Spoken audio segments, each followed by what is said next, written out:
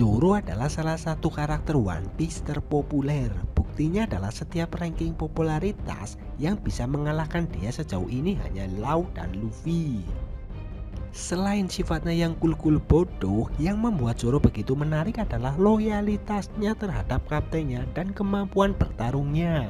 Banyak pertarungan Zoro yang dianggap sebagai duel terbaik One Piece. Salah satu yang menonjol adalah saat ia menghadapi zombie Ryuma yang dibangkitkan dengan jiwa Brook. Yang membuat pertarungan itu menarik adalah Ryuma merupakan seorang samurai. Bukan hanya itu, ia adalah samurai yang dulu pernah membunuh naga. Zoro yang gaya bertarungnya memang aliran Jepang, jadi terasa berimbang dengan dia.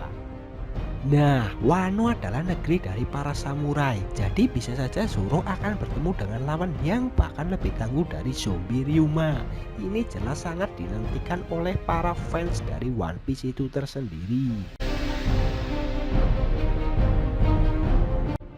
Ada satu hal yang menarik menjelang klimaks alur Whole Island. Sampul bab manga mulai menampilkan petualangan para kapten dari armada besar topi jerami. Dimulai dari Cavendish lanjut ke Bartolomeo.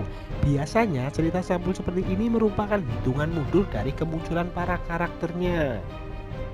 Mungkin mereka tidak akan langsung muncul saat Luffy menapak di Wano, tapi bisa saja Luffy akan terpaksa memanggil mereka. Penyebabnya adalah sama seperti Big Mom, Kaido punya pasukan, bahkan pasukannya bisa jadi lebih kuat dari Yonko Big Mom, karena mereka semua dilengkapi dengan Smile.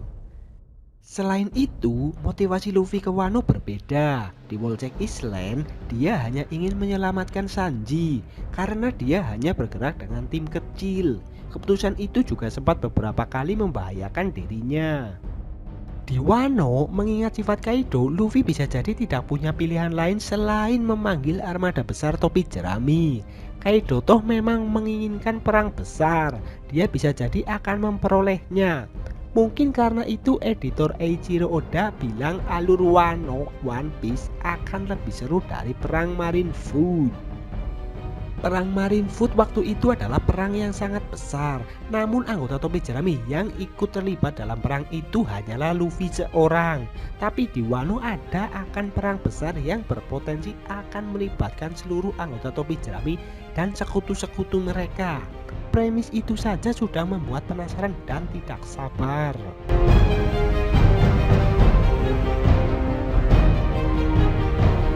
Sejauh ini sudah diketahui kalau Kaido itu abadi. Mungkin dia bisa kalah, namun ia tak bisa ditangkap, tak bisa dieksekusi, tak bisa dibunuh, dan selalu kembali lagi untuk membuat masalah. Kelompok topi jerami bisa jadi tak memiliki cara lain selain membunuh dia, agar supaya ancaman Kaido benar-benar bisa diatasi. Masalahnya, membunuh Kaido juga mungkin akan mengorbankan nyawa orang lain yang sangat populer seperti Trafalgar Law. Jadi, OP-OP Nome milik Law memiliki kekuatan spesial untuk memberikan kehidupan abadi ke seseorang. Diduga kalau Kaido bisa sulit mati karena efek buah ini dulu. Tapi resikonya pengguna buah iblis ini akan mati begitu mengerahkan skill tadi. Teori yang beredar saat ini menyebutkan kalau Law justru akan mengerahkan kekuatan spesial buahnya untuk menghilangkan keabadian Kaido. Pengorbanan ini akan membunuh Kaido atau minimal membuat Sang Yonko bisa dikalahkan, akan tetapi berpotensi merenggut nyawa dari Law juga. Kenapa kemungkinan ini harus diperhitungkan? Karena pertempuran di Marineford juga menjadi berkesan karena kematian dua tokoh penting, yaitu Ace dan Whitebird. Padahal biasanya Eiichiro Oda segan membunuh karakter vital selain dikilas balik. Jadi bisa saja di Wano dia akan kembali mencabut nyawa karakter yang populer seperti Law dan Kaido. Untuk apa? Untuk membuat alur ini semakin berkesan.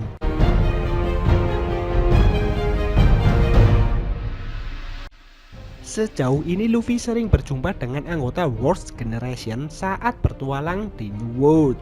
Di Pang Hazard hingga Dressrosa dia berurusan dengan Law. Lalu di Whole Island dia bersekutu dengan BG. Sudah diketahui ada sekitar 5 anggota Worst Generation di wilayah kekuasaan Kaido. Mereka adalah Kid, Killer, Apo, Husky, dan Drake. Dari 5 nama itu, Apo dan Drake tampaknya sudah menjadi anak buah Kaido. Namun seperti BG, masih ada kemungkinan mereka sebenarnya hanya mencari celah untuk berkhianat ke Yonko yang mempekerjakan mereka. Kid yang sudah dihajar babak belur juga rasanya tidak sangat menyukai Kaido. Akan tetapi nasib dari Husky dan Killer masih belum diketahui nasib sebenarnya. Kalau Apo dan Drake sangat loyal ke Kaido, Wano bisa menjadi perang dari Worst Generation. Akan tetapi kalau tidak, para Worst Generation akan berbalik membantu kelompok topi jerami untuk menyerang Yonko Kaido. Selain itu, pihak-pihak lain yang bisa terlibat di Wano adalah Marco dan sisa kelompok Whitebird dan juga Gekko Moria. Yang singkat kata, perang melawan Kaido ini memang ada gelagat akan luar biasa epic. Itulah beberapa alur Wano One Piece yang bisa lebih epik dari pertempuran Marineford. Bagaimana menurut pendapatmu? Berikanlah pendapat kalian di kolom komentar video ini. Jika kalian memiliki pertanyaan, kalian juga bisa berikan pendapat kalian di kolom komentar video di bawah ini. Jangan lupa untuk like, comment, and subscribe.